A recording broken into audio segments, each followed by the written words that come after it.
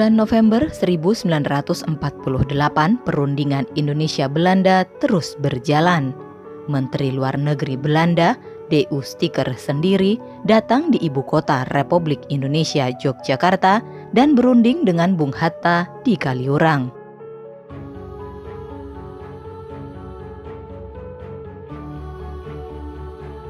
Sticker menghendaki wakil tinggi kerajaan Belanda di dalam negeri federal sementara selama masa peralihan harus mempunyai kekuasaan penuh.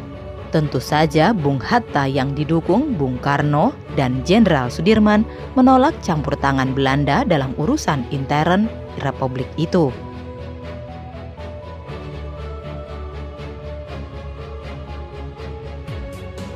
Belanda terus menuduh pihak Indonesia melanggar gencatan senjata, sedangkan menurut pihak Indonesia, justru Belandalah yang terus-menerus melanggar kesepakatan. Perutusan Belanda itu akhirnya kembali ke negerinya setelah perundingan dengan pihak RI menemui jalan buntu.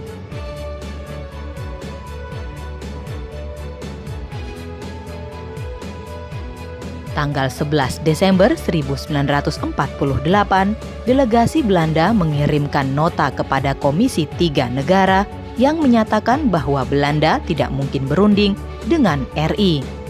Belanda akan membentuk pemerintahan interim di Indonesia. Sementara itu, wakil RI di PBB, L.N. Palar, mendesak Dewan Keamanan PBB untuk menempatkan lagi soal perselisihan Indonesia-Belanda dalam agenda PBB.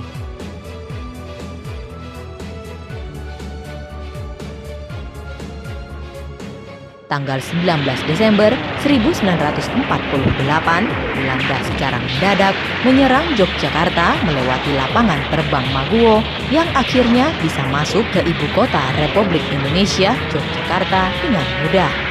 Itulah agresi Belanda kedua.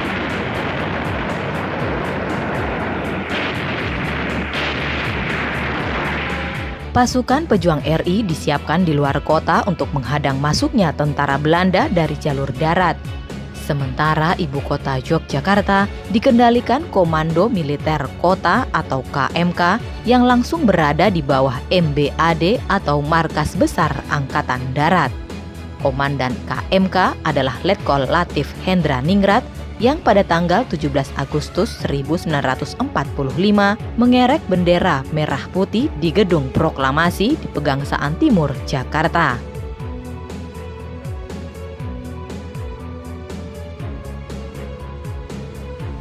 Letkol Soeharto sebagai Komandan Brigade 10 mempersiapkan pertahanan di luar kota minus kota Yogyakarta. Maka ketika serangan mendadak melalui udara, ia terpisah dari pasukannya yang sedang menjaga masuknya Belanda melalui jalur darat. Ibu kota Yogyakarta hanya dijaga satu kompi, pengawal kompi brigade dan pengawal presiden.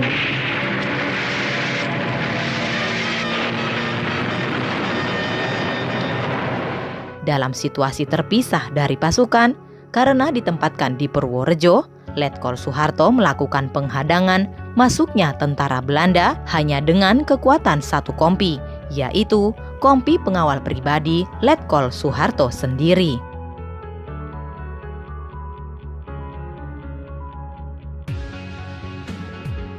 Letkol Soeharto menghadang Belanda masuk kota Yogyakarta untuk memberi kesempatan para petinggi negara mengungsi sekaligus membumi hanguskan fasilitas penting.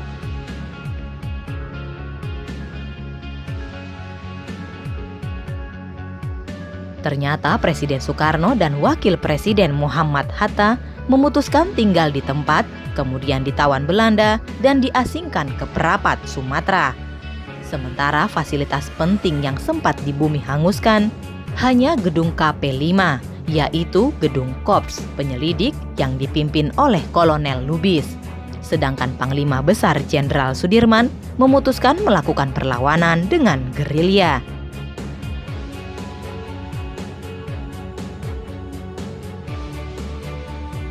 Kini Letkol Soeharto sendirian bertanggung jawab atas ibu kota negara Republik Indonesia, Yogyakarta. Berbekal perintah siasat Panglima Besar Jenderal Sudirman, nomor 1 tahun 1948, Letkol Soeharto menjalankan kewenangannya berdasarkan perintah siasat itu melalui sistem Rekrais, komandan brigade hingga komandan regu diberi kewenangan untuk menentukan langkah sendiri dalam mempertahankan daerahnya.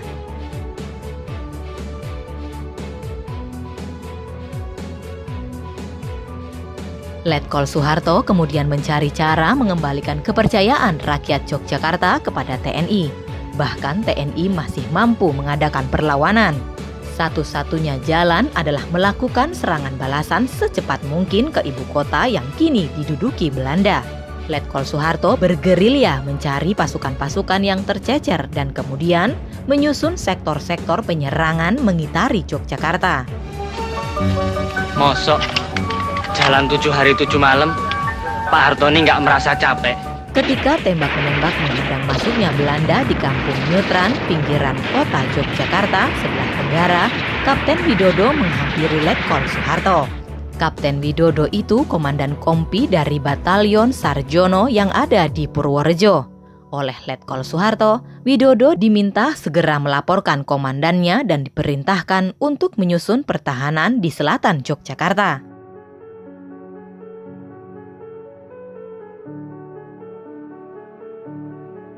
Letkol Soeharto kemudian menuju Ngoto, tempat pos komando pertama yang telah ditentukan sebelumnya, untuk memberi petunjuk pada staf agar memindahkan pos ke sebelah timur Kali Opak di desa Segoroyoso. Malam itu juga, Letkol Soeharto bergerak ke barat, menemui dan memerintahkan Mayor Vence Sumual untuk mengonsolidasi sektor barat. Saya tugaskan saudara sebagai komandan sektor barat dan mengkoordinir pasukan bersenjata yang ada di daerah ini. Siap, laksanakan. Letkol Soeharto kemudian terus menuju ke utara, menemui pasukan militer akademi yang dikomandani Kolonel Jati Kusumo. Karena pangkatnya lebih tinggi, maka Letkol Soeharto menunjuk kepala stafnya, Mayor Kasno, untuk memimpin pertempuran sektor utara. Letkol Soeharto kemudian menuju ke daerah timur. Ia menunjuk Mayor Sujono untuk memimpin di sektor timur. Setelah konsolidasi mengitari Yogyakarta, Letkol Soeharto kemudian kembali ke selatan. Sekarang telah kita ketahui kekuatan tentara kita dan sudah dapat melakukan serangan balasan. Serangan umum ini akan menunjukkan kepada rakyat bahwa angkatan perangnya masih ada. Sesampai di sektor selatan, Letkol Soeharto membuat rencana serangan umum pertama yang kemudian dilakukan tanggal 30 Desember 1948 malam hari. Pada waktu kembali dari penyerangan itu, tanggal 31 Desember 1948, Letkol Soeharto hampir terjepit Belanda di Bantul Utara, namun bisa meloloskan diri.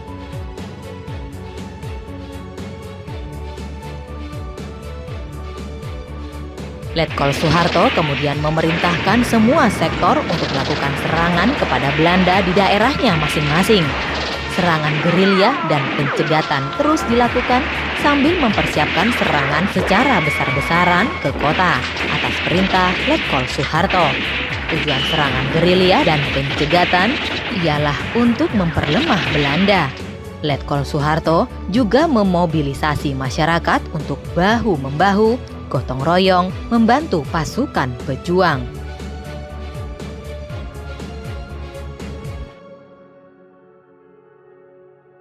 Serangan umum kedua dilakukan 10 hari setelah serangan pertama. Serangan umum ketiga dilakukan pada pertengahan Januari 1949. Serangan kali ini dimanfaatkan Letkol Soeharto untuk membentuk komando sektor kota dengan Letnan Marsudi sebagai komandannya. Adapun serangan umum keempat dilakukan pada permulaan Februari 1949. Keempat serangan umum ini dilakukan dengan strategi gerilya dan dilakukan malam hari. Di antara serangan umum ketiga dan keempat ini, putri Letkol Soeharto, Mbak Tutut, dilahirkan. Tepatnya 23 Januari 1949. Namun baru 3 bulan berikutnya, Letkol Soeharto menggendongnya karena masih harus bergerilya melawan Belanda.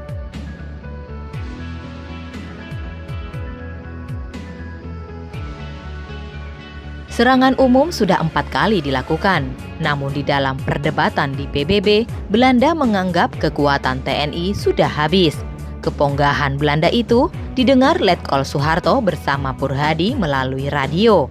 Letkol Soeharto membayangkan betapa wakil-wakil Republik Indonesia di PBB tidak punya bahan untuk menyanggah statement Belanda itu.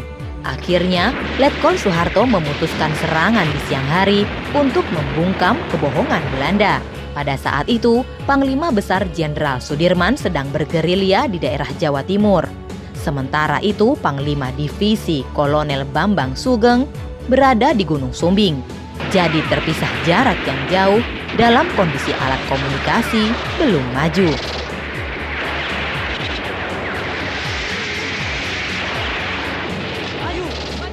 Pada tanggal 1 Maret 1949 dilakukan serangan umum dengan menduduki Yogyakarta selama 6 jam. Serangan besar itu di luar perkiraan Belanda.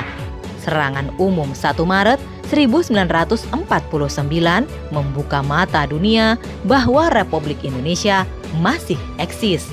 Akhirnya, pasukan Belanda angkat kaki dari wilayah Republik Indonesia.